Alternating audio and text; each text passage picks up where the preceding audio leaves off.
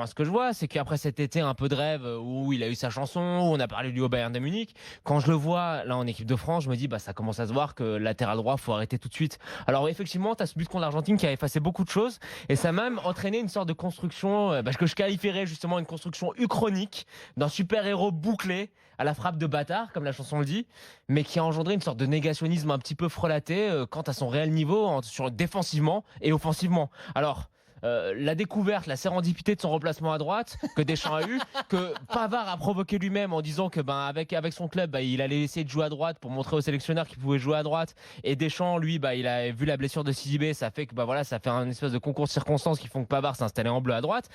Faut pas oublier une chose, c'est que Pavard à droite, c'est du bricolage. Et ça aurait dû rester du bricolage et jamais être reconduit. Alors pourquoi? Comment? Non, vas-y, je t'écoute. Respire. Pourquoi? Premièrement, je pense que son apport offensif, on l'a tous vu, il est ultra brouillon. Depuis quand vous n'avez pas eu faire Pavard un centre de qualité? Très franchement.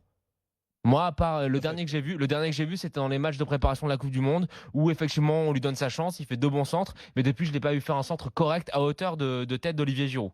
Ok, premier point. Deuxième point, je pense que sa solidité défensive, elle est totalement désordonnée. Si on s'en tient, vous savez, c'est assez sympa maintenant sur Internet, on peut avoir pas mal de stats. Vous savez, les stats, ce qu'on appelle la heatmap, où on voit les zones d'activité.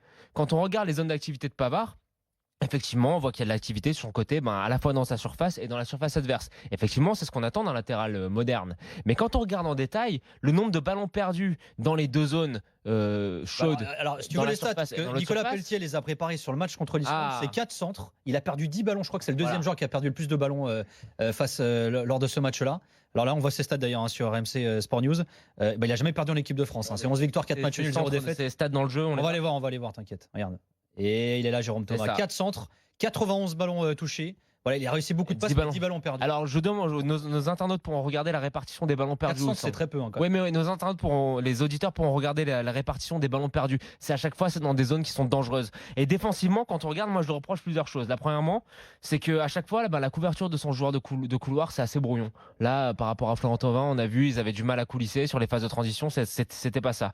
Deuxièmement, il y a toujours les fermetures avec ces défenseurs centraux qui sont assez désordonnés. Le contre-exemple, c'est Lucas Hernandez, qui lui aussi, c'est pas un défenseur latéral de métier, mais qui à chaque fois, quand c'est un petit peu chaud, il arrive toujours à faire le pas de côté pour se remettre sur la même ligne que ses centraux et pour apporter le surnombre dans l'axe. Donc ça, il le fait pas.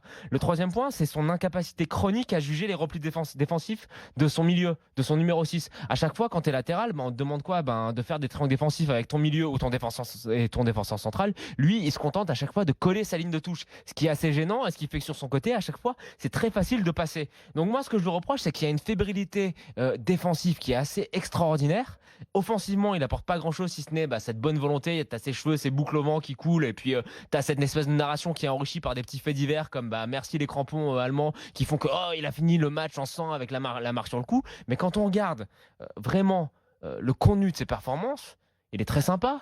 Mais en tant que latéral droit, franchement, moi je pense que c'est loin d'être le niveau international.